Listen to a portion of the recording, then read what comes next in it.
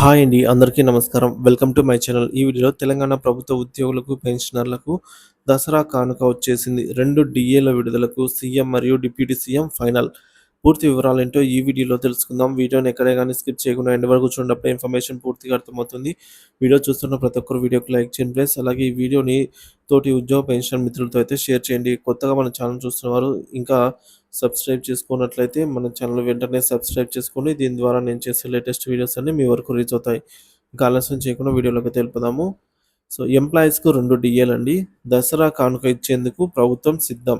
October వేతనంతో కలిపి ఇచ్చేలాగైతే ఈ planning. సర్కారుపై 300 కోట్ల రూపాయల భారం. డెసిషన్ తీసుకున్నటువంటి సీఎం మరియు డిప్యూటీ సీఎం. ఉద్యోగులకు రాష్ట్ర ప్రభుత్వం దసరా కానుక ఇవ్వాలని అనుకుంటున్నది. పెండింగ్‌లో ఉన్నటువంటి 4 డీఏలలో రెండిటిని క్లియర్ చేయాలనైతే భావిస్తోంది. నవంబర్ మొదటి తారీఖున అందుకోబోయే అక్టోబర్ జీతంతోనే ఈ అమౌంట్ కలిపి ఇవ్వాలని అనుకుంటున్నది.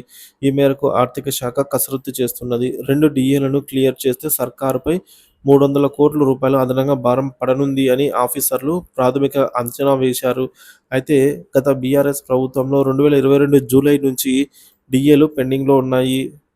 ఐదో డీఏ సైతం రాబోతున్న నేపథ్యంలో ఇలాంటి డీఏలు ఆలస్యం చేయకుండా ప్రస్తుత ప్రభుత్వానికి ఉన్నటువంటి ఆర్థిక వనరుల లభ్యత మేరకు కనీసంగా 2 డీఏలనైనా సరే విడుదల చేయాలని సీఎం మరియు డిప్యూటీ సీఎం చర్చించుకొని డెసిషన్ తీసుకున్నారనైతే తెలుస్తోంది. ఉద్యోగులకు దసరా కానుకగా ఇవ్వడానికి ప్రభుత్వం సిద్ధమవుతున్నది. పెండింగ్‌లో ఉన్నటువంటి ఈ 4 డీఏలలో రెండిటిని క్లియర్ చేయాలని అనుకుంటున్నది. నవంబర్ 1 తారీఖున అందుకోబోయే జీతాలలో అక్టోబర్‌లో ఇవ్వనుంది.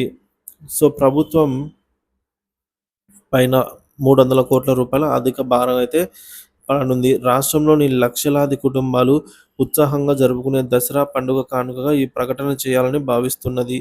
జూలై, డిసెంబరు 2022, జనవరి నుంచి జూన్ 2023 డీఏలను 3.64% చొప్పున గత ప్రభుత్వం ప్రకటించింది. కానీ క్యాష్ రూపంలో అమలు చేయకుండా పెండింగ్‌లో పెట్టడంతో ఇప్పుడు వాటికి మోక్షం కల్పించాలనుకుంటుంది రాష్ట్ర ప్రభుత్వము.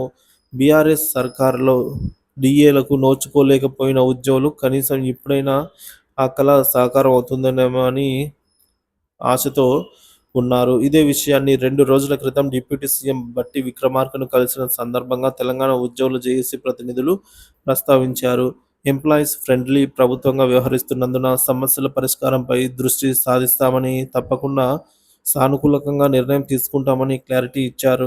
2 డీఏలనైతే ఖచ్చితంగా క్లియర్ చేస్తే ప్రభుత్వానికి అదనంగా 300 కోట్ల రూపాయల భారం చొప్పున పడుతూ ఉన్నట్టుగా ఆర్థిక శాఖ ఆఫీసర్లు ప్రాథమిక అంచనా. వచ్చే ఆర్థిక సంవత్సరంలో మరో రెండిటిపైన కూడా డెసిషన్ తీసుకోనున్నారు. ఇప్పటికే ఉద్యోగుల శాలరీలు, రిటైర్ ఎంప్లాయీస్ యొక్క పెన్షన్ కోసం దాదాపుగా 4,800 కోట్ల రూపాయల చొప్పున ప్రతి నెల ఖర్చు చేస్తోంది ప్రభుత్వము. ఇప్పుడు 2 డీఏలను క్లియర్ చేస్తే వచ్చే ఆర్థిక సంవత్సరంలో మరొక 2 డీఏలపై కీలక నిర్ణయం అయితే తీసుకునేలాగా ఆలోచిస్తోంది ప్రభుత్వము. ప్రభుత్వ నిర్వహణలో ఉద్యోగుల పాత్రను గుర్తించిన ప్రభుత్వం ఈ దిశగా అధికారిక ప్రకటన చేయనుంది. రైతులకు 2 లక్షల రుణమాఫీని 8,000 కోట్ల మేర ఒకే నెల వ్యవధిలో సంపూర్ణ అమలు చేసిన ప్రభుత్వానికి ఉద్యోగులకు 2 డీఏలను ఇవ్వడంలో కష్టమేమీ కాదన్న సందేశాన్ని ఉద్యోగులకు ఇవ్వాలని ప్రభుత్వం చూస్తోంది.